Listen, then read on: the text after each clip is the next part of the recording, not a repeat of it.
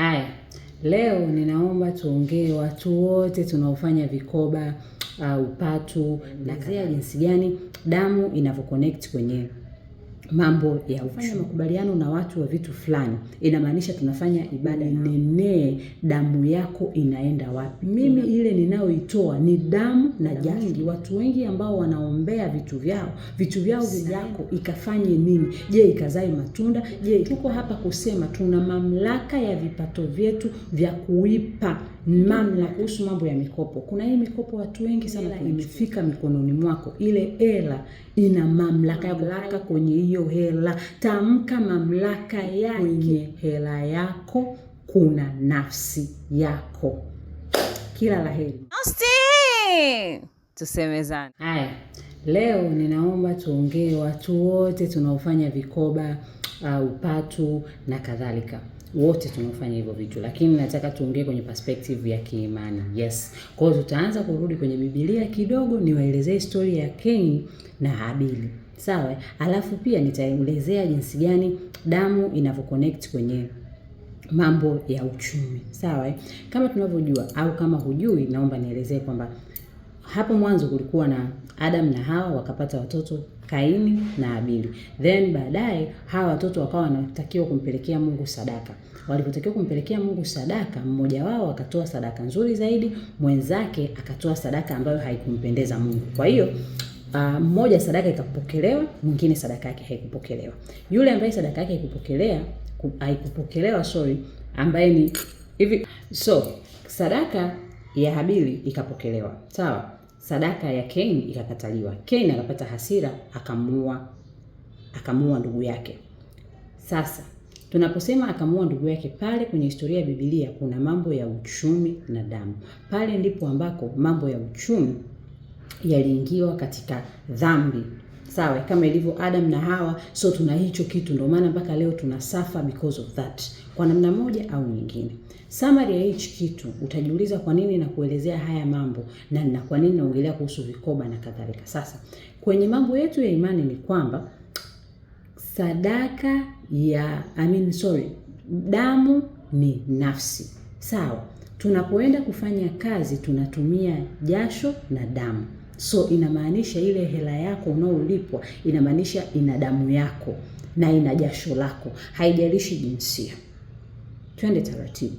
Tunapoenda kufanya makubaliano na watu wa vitu fulani, inamaanisha tunafanya ibada na hao watu. Kwamba bwana, sisi tumepatano letu, tutakuwa tunakusanya hela hii na kadhalika kwa ajili ya kitu fulani. Sasa, kabla hujajiunga kwenye vikoba, hujajiunga kwenye upatu, hujajiunga kwenye kitu chochote ambacho kina join power, nini unapaswa kufanya? Unapaswa uinenee damu yako inaenda wapi. Unapaswa uinenee jasho lako linaenda wapi na linaenda kufanya nini. Unapaswa unenee. Yaani mimi nimekubaliana kujiunga kwenye vikoba 7 au vikoba 2 au kikoba kimoja. Nimekubaliana kuingia kwenye michezo, lakini tuna mapatano. Mimi ile ninayoitoa ni damu na jasho, linaenda kukutana na watu wengine. Kwa imani ulio nayo, unapaswa uipe mamlaka. Sawa? Nafsi yako. Nikisema nafsi, kumbuka pesa inabeba damu na jasho lako. Means inabeba nafsi yako. Wewe unaicontrol nafsi yako. Na ndio maana muda mwingi watu wengi ambao wanaombea vitu vyao vinaenda kwa sababu amecontrol ile nafsi yake. Kama wewe nafsi yako hujaipa ulinzi, means kipato chako hujakipa ulinzi, nafsi yako hujakibariki, nafsi yako hujafanya chochote, means hiyo nafsi inatangatanga tu kwa sababu haina direction. Lakini the moment ambao unaanza mwaka, unamwambia Mwenyezi Mungu kabisa kwamba mimi nikipata gawio hili au nikipata mshahara huu au nikipata kiasi hichi cha pesa, kitakuwa kinaenda kwenye mapatano fulani ambayo labda ni kikoba na nini. Na dhamira ya mapatano haya, ninaomba ulinzi juu yake, ninaomba baraka juu yake, ninakipeleka katika kitu fulani.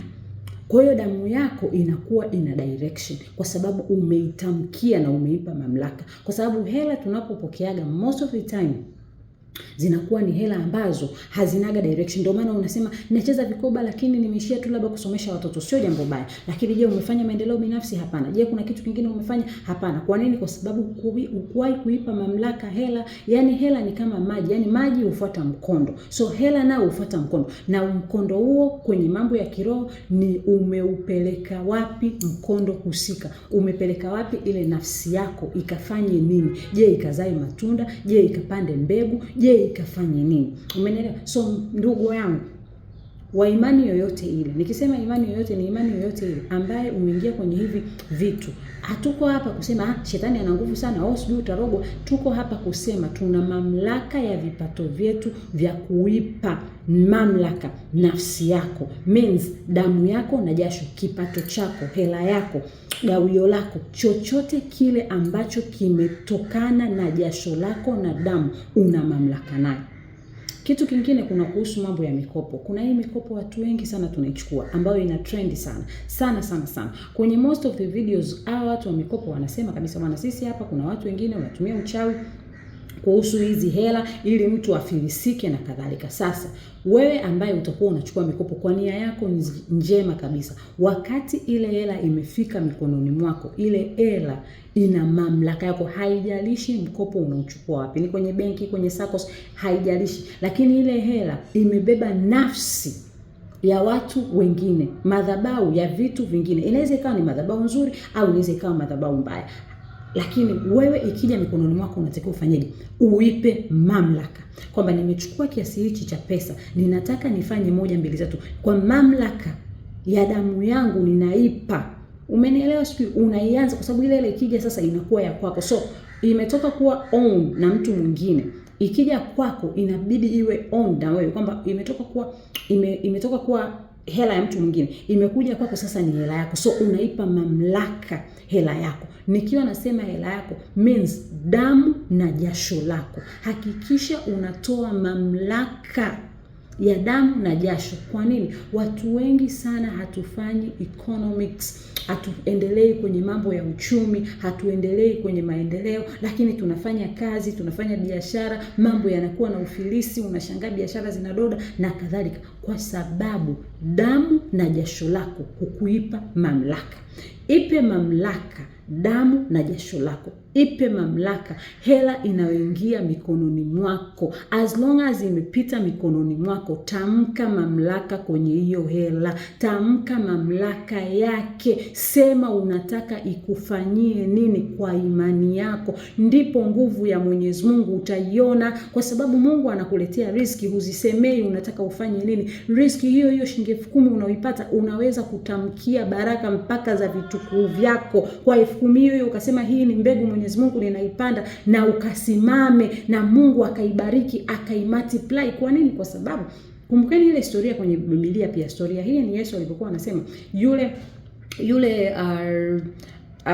tajiri aliyewapa wafanyakazi wake zile talanta. Tafsiri ndogo ya zile talanta ni kama baraka au riski unazozipata mikononi mwako. So tuseme Mungu amekubariki 100,000, milioni na kadhalika. Then huipi mamlaka. Means wewe utakuwa na ile hela yako moja tu. Ile moja tu, kila siku inapita ile moja tu, na multiply, huipi mamlaka. So ipe mamlaka kila hela ambayo imepita mikononi mwako, means imeingia kwenye madhabahu yako, means imeingia kwenye mamlaka yako, na una haki ya kuipa mamlaka ili upate matokeo. So next time ambapo ukiwa unafanya hivi, kwa nini nimesema vikundi? Kwa sababu most of the time tumekuwa watu wengi hatufanyi maendeleo kwenye vikundi, hatufanyi vingi, tunakusanya hela, ndio tutakuwa tunasema mambo ya biashara na nini, tumeongea sana kuhusu biashara, lakini sasa turudi kwenye mambo ya misingi ambayo ni mambo ya imani. Tuzipe mamlaka hela husika tunazozipata, kwa sababu kwenye hela yako kuna nafsi yako. Kila laheri moyo. Tusemezane.